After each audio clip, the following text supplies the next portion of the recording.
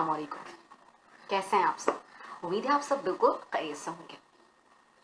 This is Osma Ghaffar. I am teacher, trainer, motivational speaker, YouTuber and a wacky healer. The topic I come up with that is related to skills. And the topic is 5 executive skills. आज जो हम यहाँ पर discuss करने वाले हैं वो है 5 एग्जीक्यूटिव स्किल्स, यानी वो स्किल्स जो किसी भी स्टूडेंट को एट द हायर पोस्ट पहुँचा सकते हैं, किसी भी प्रोफेशनल को उसके फर्दर प्रोफेशन में ग्रो करने में हेल्प कर सकते हैं। Number 1 is response inhibition. इसके मुताबिक हम जो भी काम करने जा रहे होते हैं, जो भी बात करने जा रहे होते हैं किसी से, हमें उससे पहले ही उसका बंदे का रिस्पॉन्स पता होता है। यानी कि अगर हम ये बात कहेंगे तो उस पर सामने वाले का क्या रिस्पॉन्स आएगा, अगर हम एक अच्छी बात करने जा रहे हैं तो सामने वाले का रिस्पॉन्स क्या आएगा, और अगर हम ये बात जिस पे वो सामने वाला चिढ़ता है अगर ये बात करेंगे तो उस पर उसका रिस्पॉन्स क्या आएगा। तो इसमें हम बात शुरू करने से पहले ही सामने वाले के रिस्पॉन्स को अपने जहन में रखते हैं।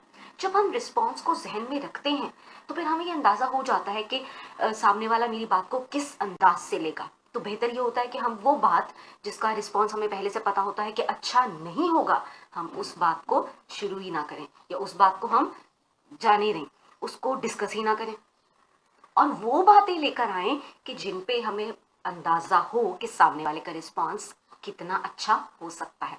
So this is called response inhibition, यानी बात शुरू करने से पहले ये देख लेना कि सामने वाले का उस बात से रिलेटेड क्या रिस्पॉन्स आएगा।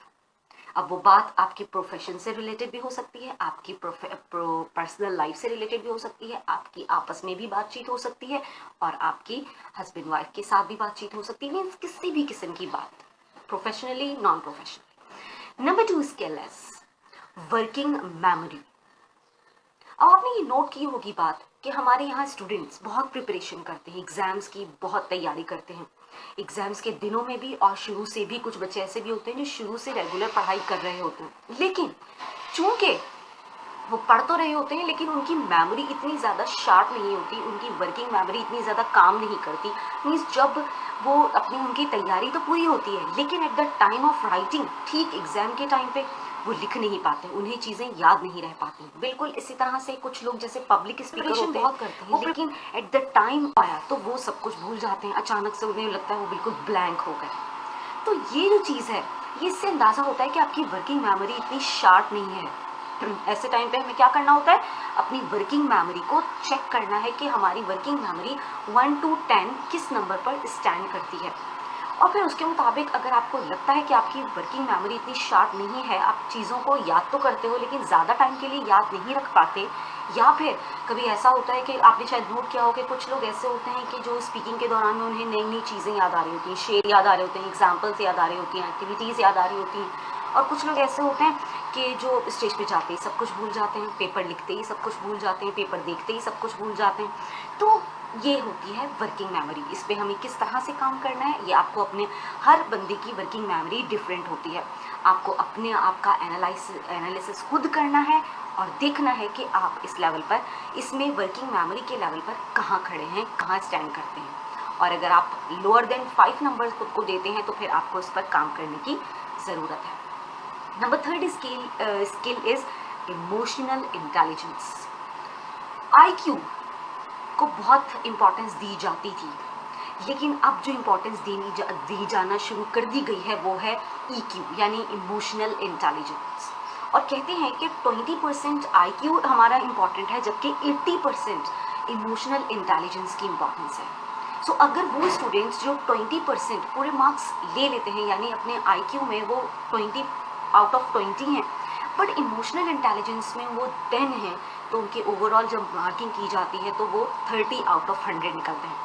While those who are not topper students, जबकि वो लोग टॉपर स्टूडेंट्स नहीं हैं, लेकिन उनकी जो इमोशनल इंटेलिजेंस है, जो इमोशंस हैं अपने, उन्हें वो अच्छे से टैकल कर लेते हैं, वो आगे बढ़ जाते हैं। और अगर उनके नंबर इमोशनल इंटेलिजेंस में आउट ऑफ 80 30 40 भी हैं, और 40 प्लस आपके 10 उसमें हैं, तो 50 मार्क्स बन जाते हैं।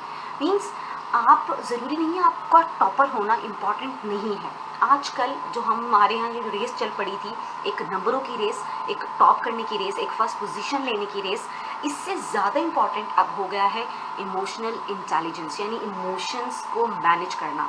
किस तरह से अपने गुस्से को मैनेज किया जाए, किस तरह से अपने लव को मैनेज किया जाए, किस तरह से अपने एंगर को मैनेज किया जाए। यही आपके इमोशंस डिस्ट्रक्टिव भी हैं, कंस्ट्रक्टिव भी हैं। ये आपको बना भी देते हैं और आपको तबाह भी कर सकते हैं। It's up to you.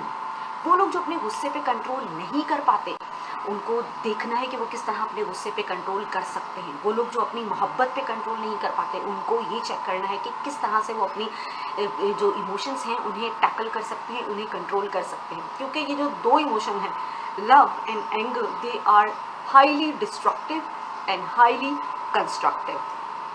सो आपको ये ज़रूर होना चाहिए कि हम अपने इमोशंस को मैनेज कैसे कर सकते हैं। अब आपको अपना स्केल चेक करना है कि आप इस स्केल पर कहाँ स्टैंड करते हैं।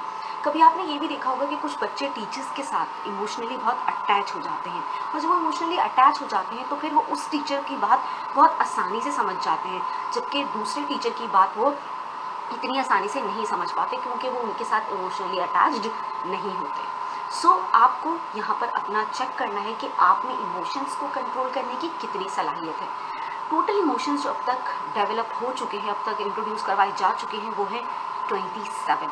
You can search on Google about it. The next skill is planning and prioritization, यानी इसमें आपका प्लानिंग करना, year planning, then 6 months planning, then 1 month planning, and after that weekend plannings, and within weekends you have to arrange the plannings of day by day। यानी हर रोज़ आप अपना जो भी आपका गोल आपने सेट कर रखा है, उस गोल को Aahista Aahista Aahista step by step achieve करना है। कहते हैं to reach the goal we need to set the goal. किसी बड़े गोल पर पहुंचने के लिए हमें छोटे छोटे गोल्स अपना प्लान करना पड़ते हैं। जब तक हम उन्हें प्लान नहीं करेंगे, हम उन्हें अचीव करते हुए आगे कैसे बढ़ेंगे। सो यहाँ पर आपको ये चीज़ ज़रूर देखनी है। जो नंबर 4 स्किल है वो प्लानिंग एंड देन प्रायोरिटाइजेशन, यानी प्रायोरिटीज़ में भी ये चीज़ होनी चाहिए कि गोल वही सिलेक्ट किए जाएँ, उन्हीं को गोल्स माना जाए जो आपका जो मेन गोल है, जो आपका मेन मकसद है, जो आपका एम है, जो आपका विजन है, उसके लिए वो फेवरेबल हो, यानी उसमें वो आपकी हेल्प आउट कर सके। ये ऐसे गोल नहीं होने चाहिए जो आपका टाइम वेस्ट करें, यानी आपको आपके एम की तरफ लेकर ना जाए। So the 4th one was planning and prioritization, and the 5th one is skill, the last but not the least, is you need to take persistently action। एक काम 2 दिन किया छोड़ दिया, 3 दिन किया छोड़ दिया, साइड बाय साइड काम हो रहा है, नहीं।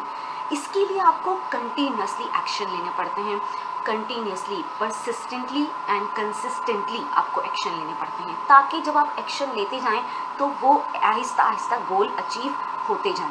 क्योंकि आपने इंटेंशंस तो बहुत सी रखी हैं, ये भी करना है, ये भी करना है, ये भी करना है, but you are not going towards action. Action कर नहीं रहे। जब आप एक्शन नहीं कर रहे हैं तो फिर आपका कोई भी गोल अचीव नहीं हो पाएगा, और जब गोल अचीव नहीं हो पाएगा तो आप अपने विजन की तरफ, अपने एम की तरफ, अपने ड्रीम को फुलफिल करने की तरफ नहीं पहुंच पाएंगे। Success does not come from the work we do occasionally, it comes from the work we do consistently. यानी सक्सेस कभी भी उस काम से आपको नहीं मिलती जो आप कभी कभी करते हो, बल्कि सक्सेस आपको उस काम से मिलती है जो आप कंसिस्टेंटली करते चले जाते हो।